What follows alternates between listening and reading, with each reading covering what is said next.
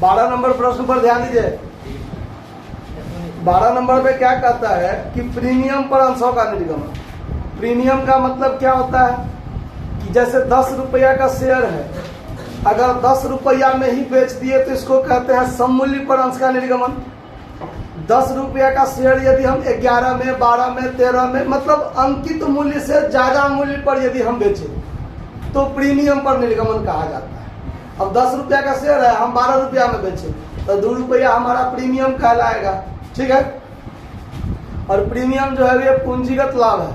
ठीक है, चलिए देखिए, तो अब ये सवाल में कैसे बनेगा उस पर ध्यान दीजिए कि एक्स लिमिटेड 10 रुपया वाले 16,000 अंश 3 रुपया प्रीमियम पर जारी किए हैं। मतलब 10 रुपया दाम है और 3 रुपया प्रीमियम लिए, मतलब टोटल दाम हम 13 रुपया मांगेंगे।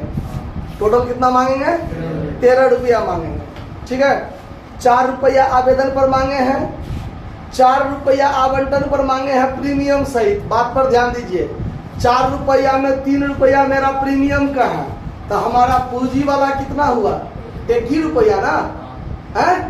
अब देखिए, तो 4 मांग लिए तो 8 रुपया मांग लिए। अब मांगना टोटल कितना है? 13 रुपया। तो 4 रुपया जो मांगे हैं तो 3 रुपया प्रीमियम सहित ना, तो 4 4 8 जो हुआ अलॉटमेंट तक, तो वो प्रीमियम सहित हुआ। अब प्रीमियम सहित हमको टोटल कितना मांगना है? 13 रुपया। तो अब कहता है शेष प्रथम एवं अंतिम याचना पर। तो 13 में से 8 रुपया प्रीमियम सहित हम मांग लिए, तो बाकी कितना रह गया? 5 रुपया, जो फर्स्ट एंड फाइनल कॉल पर हम मांगेंगे। क्लियर? अच्छा, 15,000 अंशों के लिए आवेदन आया है, यानी सवाल बनेगा कितना पर? 15,000 पर, क्योंकि जनता ने जितना खरीदा उतना ही ना मांगेंगे हम, और उतना ही पर ना फिर हमको दोबारा देगा। चलिए आगे ध्यान दीजिए। अब सवाल में क्या कहता है? कंपनी के पुस्तक में आवश्यक रोजनामचा प्रविष्टि कीजिए। अब ध्यान दीजिए, जब वर्किंग नोट हम बनाएंगे तो ऑन एप्लीकेशन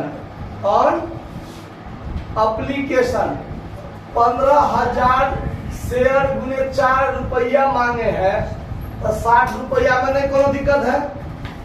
ऑन अलॉटमेंट पर, बात पर ध्यान दीजिए, 15,000 गुने 4 रुपया तो प्रीमियम सहित न है, तब पहले अपना से गुना करेंगे। अपना 1 है तब 15,000 और इसमें ऐड करके दिखाएंगे सिक्योरिटीज प्रीमियम रिजर्व कहिए। ठीक है, अब कह दिया कि सिक्योरिटीज प्रीमियम रिजर्व अकाउंट उसको कहा जाता है। अगर प्रीमियम पर हम निकालते हैं तो प्रीमियम की राशि को, तब 15,000 गुने 3 45,000, तो टोटल 60,000 हो गया ना। अगर कौन सी एरियर हुआ रहता तो घटाते, नहीं है तो नहीं घटाएंगे, डायरेक्ट रहेगा पूरा पूरा। शेष प्रथम और अंतिम याचना पर, तो on first and final call, तो 15,000 गुने कितना? 5, 75,000 इस पर, तो 2 एंट्री इस पर, 2 एंट्री इस पर, तो नॉर्मल हो गया। इस पर प्रीमियम है तो प्रीमियम वाला एंट्री आप लोग अभी नहीं देख रहे हैं। तो देखिए, जब हम लोग जर्नल एंट्री बनाएंगे तो अब हम कुछ शॉर्टकट लिखेंगे, आप लोग अपना फुल कट में लिख लीजिएगा। देखिए, थोड़ा इंक भी ना बचाना है भाई। तो देखिए, अंश से पहले समता लिखा हुआ है कि नहीं, वो भजिया लीजिए पहले। तो अंश से पहले समता नहीं लिखा हुआ है कहीं पर, तो हम भी इक्विटी या प्रीफरेंस शब्द का चर्चा नहीं करेंगे, नॉर्मल बना देंगे एंट्री। तो चलिए, आवेदन पर जब एंट्री बनाएंगे तो bank account to share application account, यही होगा ना। कितना रुपया? नरेशन आप लोग लिख लीजिएगा। उसके बाद share application account DR to share capital account हो जाएगा 60,000 60,000। अब देखिए, जब हम अलॉटमेंट पर बनाएंगे तो पहले मांगते हैं, तो share allotment account DR to share capital account और to securities premium reserve account, ऐसे लिखेंगे। ठीक है, इसमें हम नरेशन लिख देते हैं। शेयर कैपिटल पर हम कितना मांगे? 60,000 60,000 मांगे, जिसमें शेयर कैपिटल का कितना था?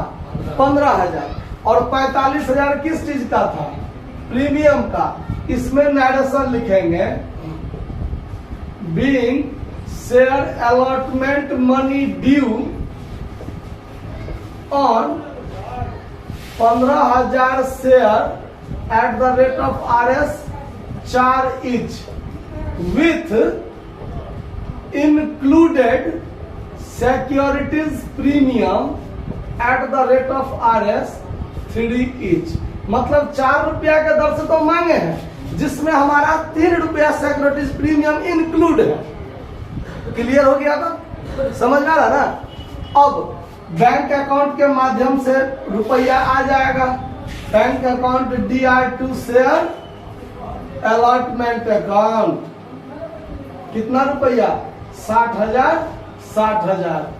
फिर फर्स्ट एंड फाइनल कॉल पर बनाएंगे तो share first and final call account DR2 share capital account 75,000 मांगे हैं, और जब बैंक अकाउंट के माध्यम से आएगा तो bank account DR2 share first and final call account, कितना रुपया? 75,000 हमको मिल जाएगा। समझ में आया बात? कि कहीं कोई दिक्कत है बात को समझने में? तो इसको नोट कर लिया जाए।